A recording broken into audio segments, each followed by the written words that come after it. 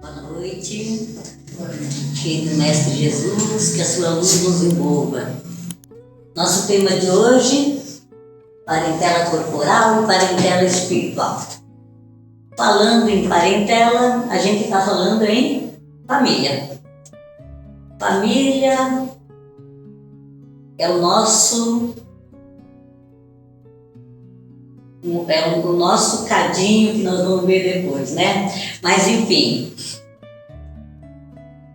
eu sempre me perguntei, vindo de uma família numerosa, né, muitas pessoas, observando a nossa convivência, por que com alguns é tão difícil, né? É tão difícil conversa, convivência, com outros a coisa flui tão facilmente, a gente tem tanta afinidade. Se nós somos fruto do mesmo pai, da mesma mãe, se nós somos educados segundo os mesmos valores, como dizia meu pai, educados todos da mesma forma, por que então a nossa forma de agir, de se comportar, diverge? É diferente e às vezes conflituosa. Por quê? E daí assim também me questiono, por que chega-se a um ato, né, extremo de um filho matar um pai, uma mãe ou vice-versa? O que tem por trás de tudo? Que relações são essas? E daí assim, no Evangelho segundo o Espiritismo, no capítulo 14, o título é Honrai vosso pai e vossa mãe, né? Tem um episódio narrado por Mateus, que Jesus, né, ele está junto com um grupo de pessoas numa casa, chegam lá batendo e daí vão lá chamar Jesus, olha, a tua mãe e teus irmãos estão aí, querem falar com você. E ele, rodeado dos discípulos, ele diz assim, quem é minha mãe? Quem são meus irmãos? Essa fala de Jesus, no primeiro momento, faz a gente pensar, Jesus está questionando, ele que é o nosso exemplo, que nos ensinou a vivermos com todos com amor, a amar nosso inimigo, a ter essa convivência, né, pacífica.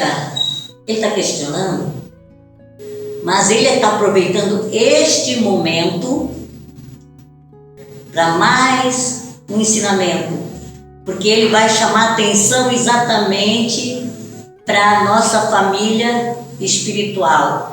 O que ele está colocando nesse momento? Ele não está renegando nem seus irmãos, nem sua mãe, embora que se coloca nas escrituras, né, os seus irmãos, eles não tinham adiantamento, né, espiritual, moral, para compreender Jesus.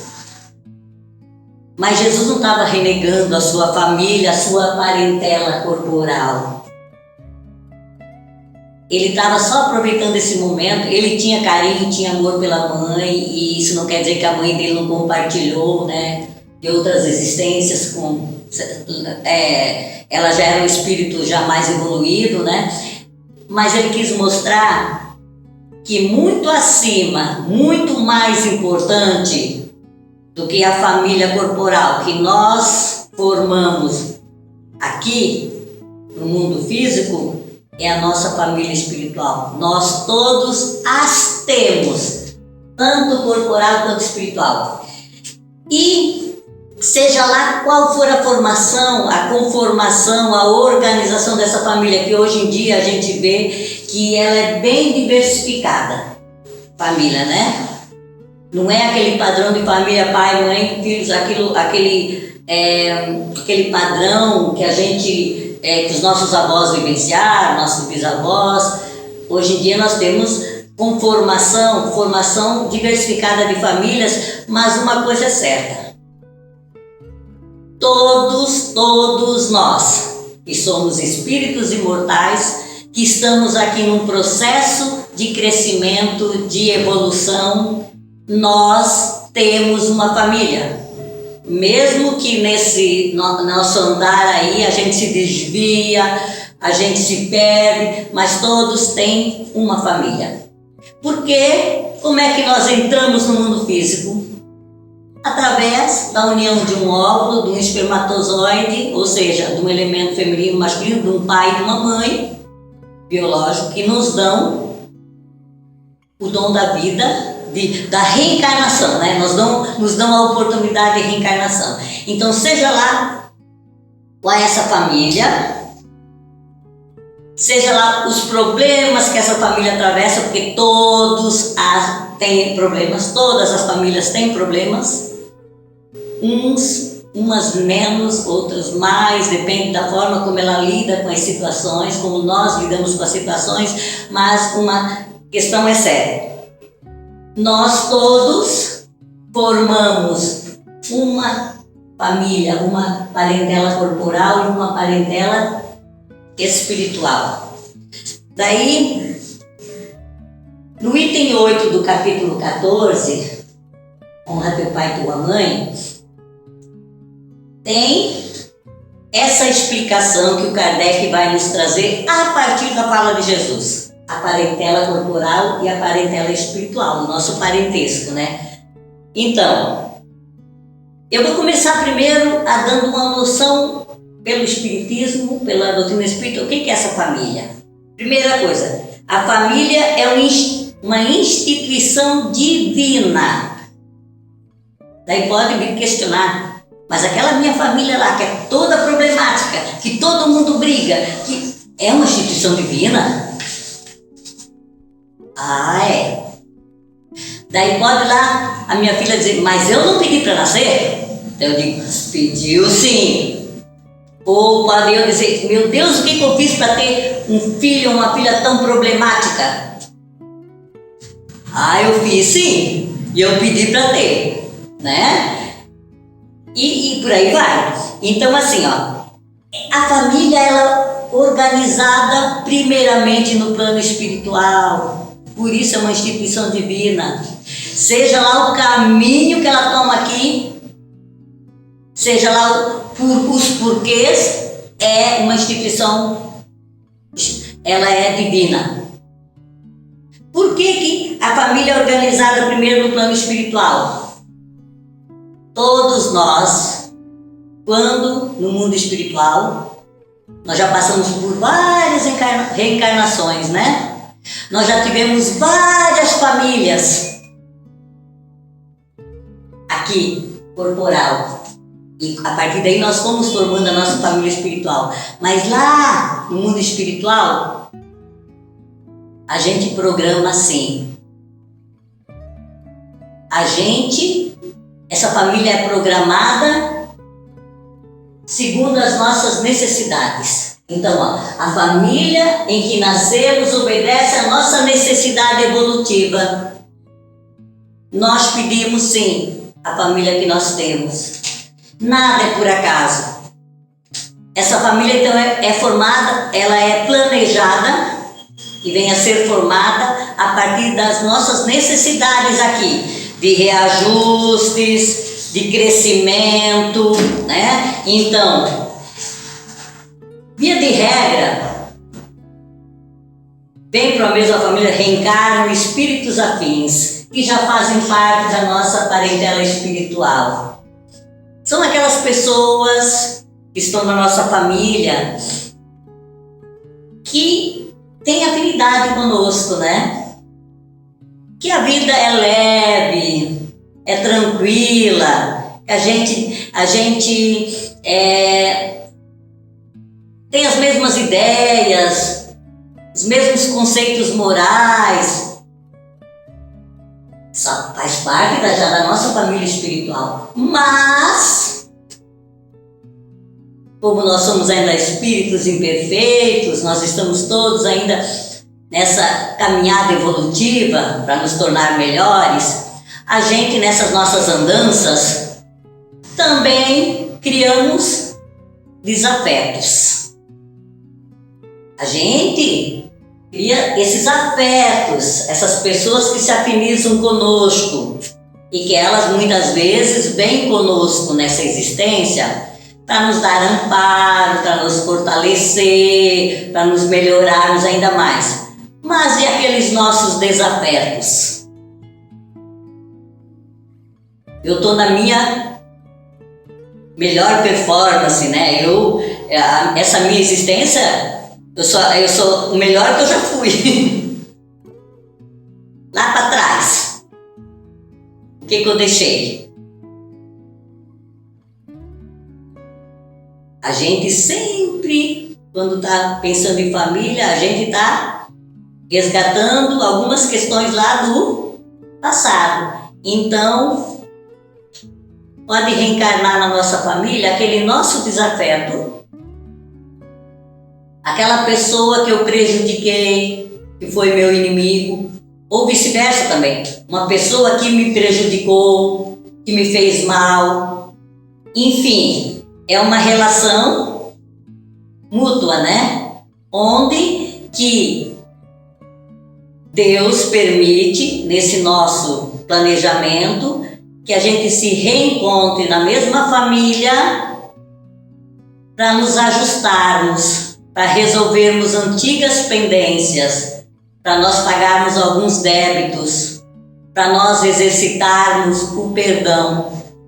E por que na minha família? Porque não pode vir lá como meu vizinho? Talvez venha, né? Mas quando é dentro da minha família, quando eu aceito ser mãe, ou quando eu venho como um filho, ou venho como um irmão, dentro do núcleo familiar, é que se cria melhor essas condições para a gente resolver esses nossos antigos débitos. O objetivo exatamente é o resgate, o reajuste, é a nossa evolução. E de um antigo desafeto, eu posso transformá-lo num afeto meu e faz parte, aumentar essa minha família espiritual. Então lá, depois do desencarne, no mundo espiritual, ela vai fazer parte do meu grupo familiar. As pessoas que eu tenho afinidade, porque a gente sempre atrai, né? Mas também a gente atrai pelo lado do bem como também pelo lado do mal, né?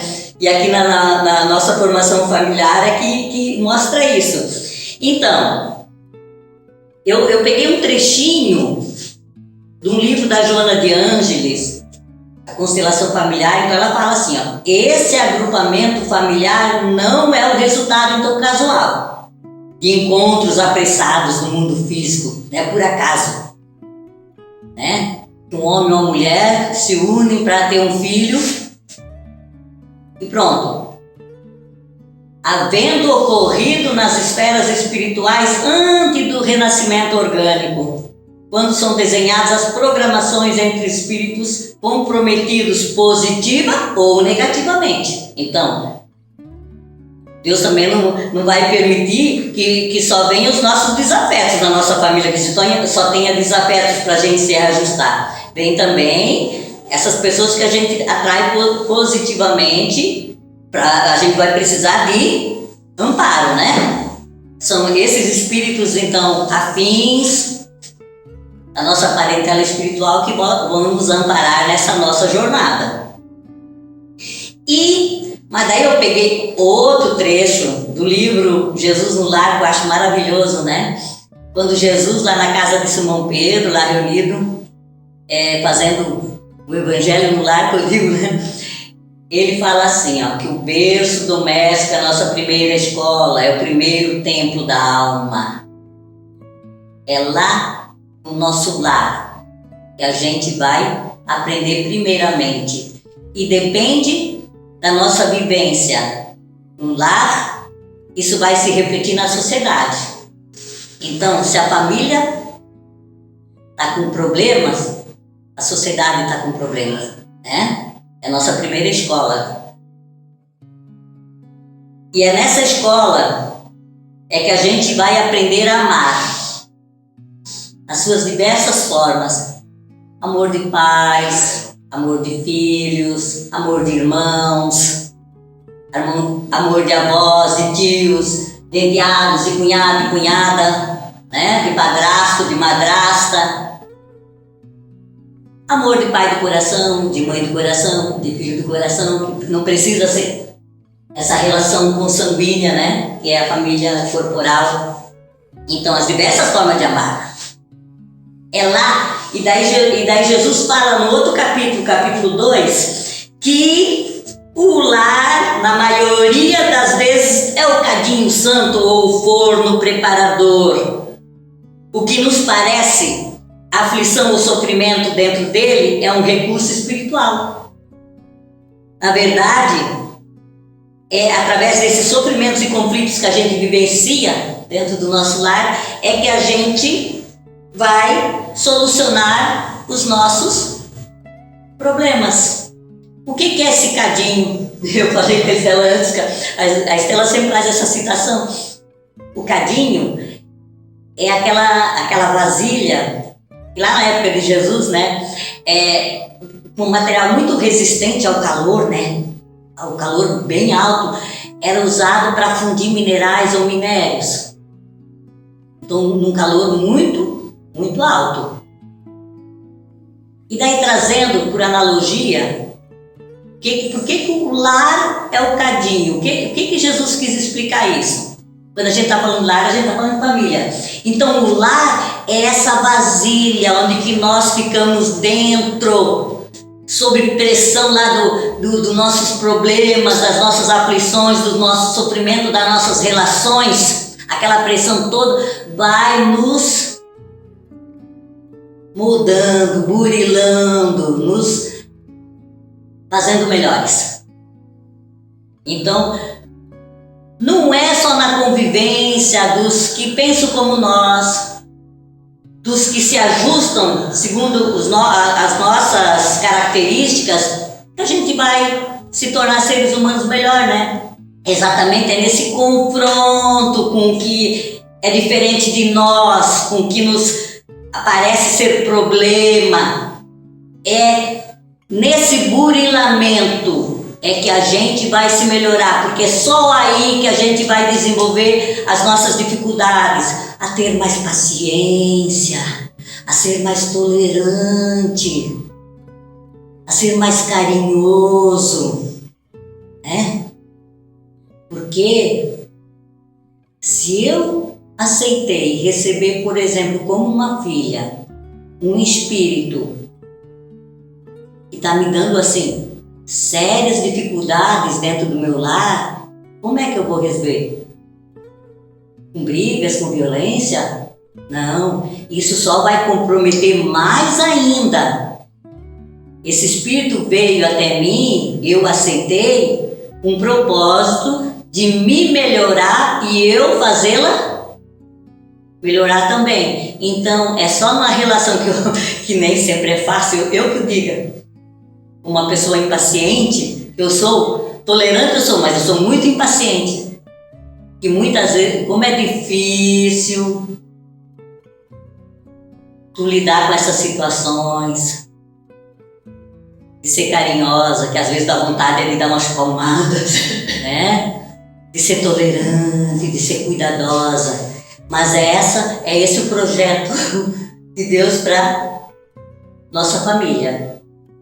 Então, ó, daí, seguindo aqui o Kardec, ele vai nos falar, ó, isso está no Livro dos Espíritos, que os laços de sangue, eles não estabelecem necessariamente os laços entre os espíritos. Os laços consanguíneos, que é a nossa família corporal, eles são muito frouxos, eles podem se dissolver facilmente. Daí diz assim, o corpo procede do corpo, mas o espírito não procede do espírito, porque o espírito ele já existia antes da formação do corpo. Isso quer dizer o quê? Está lá no Livro dos Espíritos. Que o que nós herdamos, que o nosso pai, a nossa mãe, consanguíneo, né, da família, da parentela corporal, eles nos transmitem isso aqui. que é o meu corpo físico. Geneticamente eu herdo essa característica do meu pai e da minha mãe, mas nós estamos falando da matéria. E o espírito não procede do espírito, porque ele já existia antes, ou seja, então, ao eu reencarnar, o meu espírito já teve várias vivências, até com outras pessoas, outras famílias. Um momento eu fui pai, outro momento eu fui mãe, eu fui filho, né? Então, várias vivências. Então, não é o meu pai ou a minha mãe corporal que me transmitiram o espírito, não. Então, as minhas tendências, os meus conhecimentos, eu já trago de outras existências. Então, o pai e a mãe não tem nenhum compromisso com o que eu sou moralmente ou intelectualmente? Tem. Porque o meu pai, eu como pai ou mãe, ou o meu pai e a minha mãe, eles têm a obrigação de me proporcionar esse desenvolvimento, essa melhoria moral e intelectual. Então aí o que a gente chama de educação, né? Mas não é só essa educação, esse conhecimento, esse comportamento para o nosso mundo aqui. É aquilo que vai me fazer melhor. Que eu vou incorporar ao meu espírito e quando eu retornar ao mundo espiritual, eu tenha um crescimento. Então, meu pai e a minha mãe, nosso pai e nossa mãe, eu como pai e como mãe, eu tenho um compromisso sim, com esse espírito também. Mas isso não quer dizer que eu que criei esse espírito, não. Isso não. Esse espírito é já bem mais anterior. Quem sabe as minhas filhas não são espíritos já bem mais anteriores a mim, né? Mas nesse momento, cabe a mim a responsabilidade sim de orientá-los porque a gente chama do bom caminho, né? Então, continuando. Os espíritos que encarnam numa mesma família, sobretudo como parentes próximos, muito frequentemente são espíritos simpáticos, mas também podem ser antagônicos, né? Que criam conflitos e que vêm para exatamente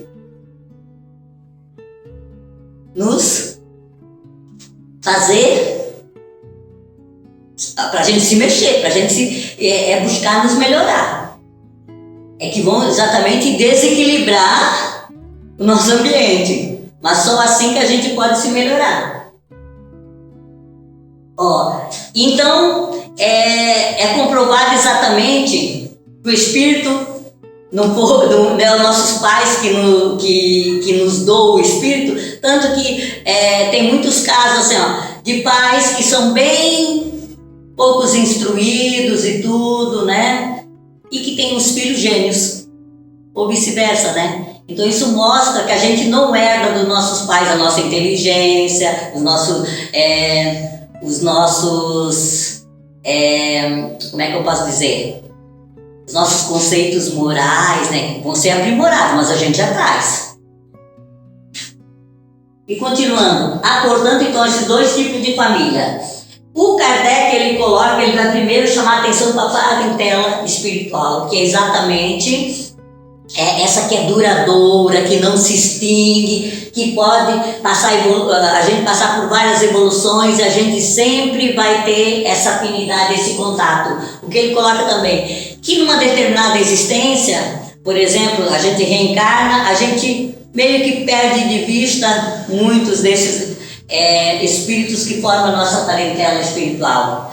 Ou eles estão num momento, quem sabe eu não tenho um parente espiritual lá do outro lado do mundo, né? Ou está no mundo espiritual, ou vice-versa. Mas esse elo se mantém, a gente conquista, não perde mais. E enquanto que a parentela corporal é temporária, né? E essa relação é muito frouxa, esse elo. Quantas vezes já se desfazem nessa própria existência, né? Mas é sempre a partir da parentela corporal que nós podemos expandir a nossa parentela espiritual. Isso também depende de nós. Depende de como exatamente a gente faz esses nossos resgates, né? Esses nossos débitos. Então a gente pode conquistar, né? Um membro a mais para a nossa parentela espiritual.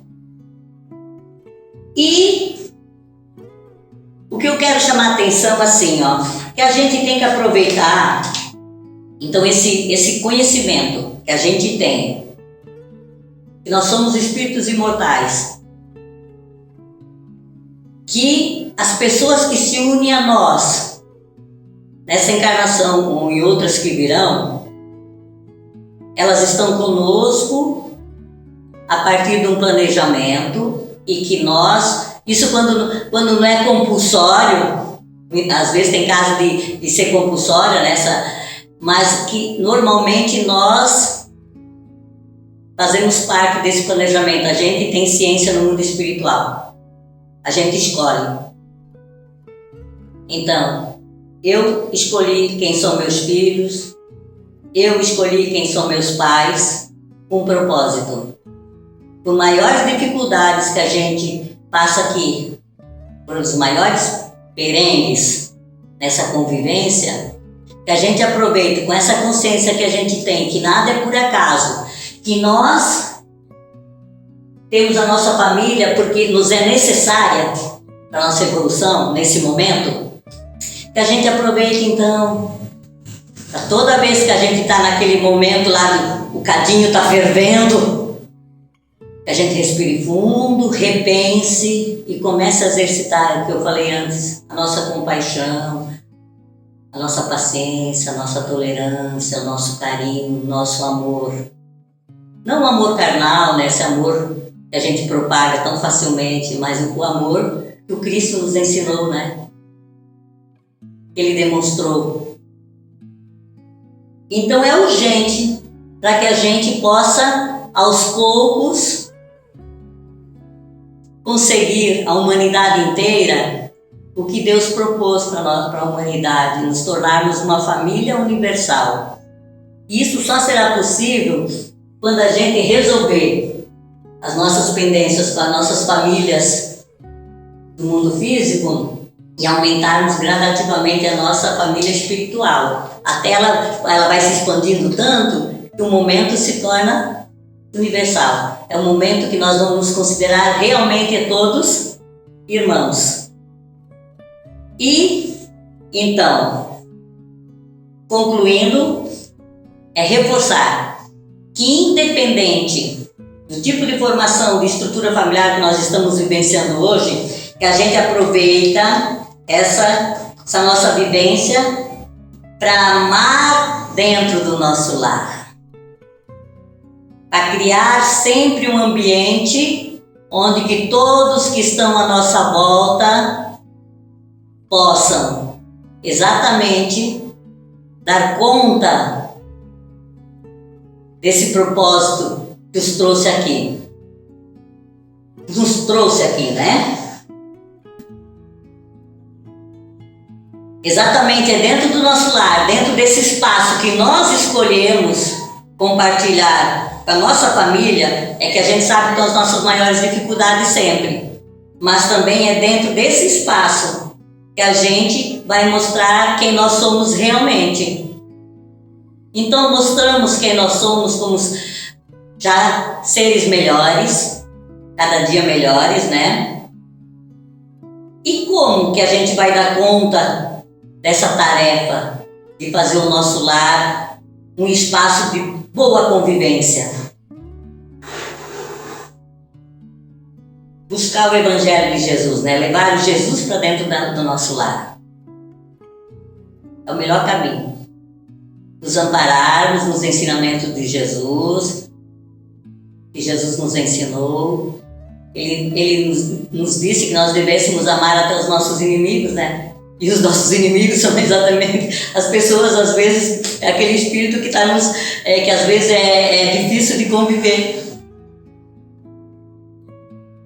Então, eu trouxe um texto do livro Sinal Verde do Chico, pelo Espírito André Luiz, que vai fechar o assunto. Parentes difíceis.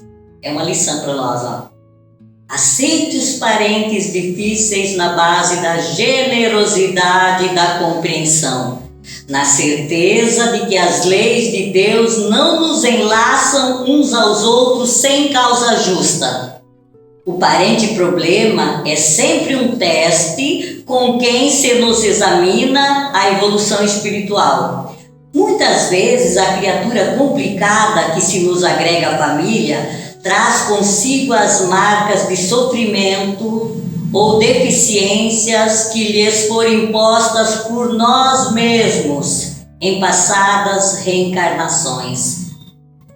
Não exija dos familiares diferentes de você um comportamento igual ao seu, porquanto cada um de nós se caracteriza pelas vantagens ou prejuízos que acumulamos na própria alma. Não tente se descartar dos parentes difíceis com internações desnecessárias em casa de repouso, à custa de dinheiro. Olha só, agora, porque a desvinculação real virá nos processos da natureza quando você houver alcançado a quitação dos próprios débitos ante a vida maior. Ou seja, não adianta eu querer descartar aquele ente que convive comigo, que está me dando problemas, interná-lo, botar de escanteio, porque eu vou ter que enfrentar isso outra vez. Mas se eu abraçar essa pessoa, a desvinculação, esse problema, ele vai acontecer naturalmente, a desvinculação desse problema. Daqui a pouco, foi. E eu resgatei. Mas se eu botar lá no canto, ele volta para mim. Não adianta. Nas provações e conflitos do lar terrestre, quase sempre estamos pagando pelo sistema de prestações certas dívidas contraídas por atacado. Ou seja, Deus é tão misericordioso, né? Que a gente vai pagando os nossos débitos em suaves prestações e sem juros, sem acréscimos, né? Nos dando sempre nova chance do resgate, nova chance de nos reencontrarmos neste plano. Então que aproveitamos bem esse momento. Abençoa, Senhor, as famílias, amém. Abençoa, Senhor, a minha também.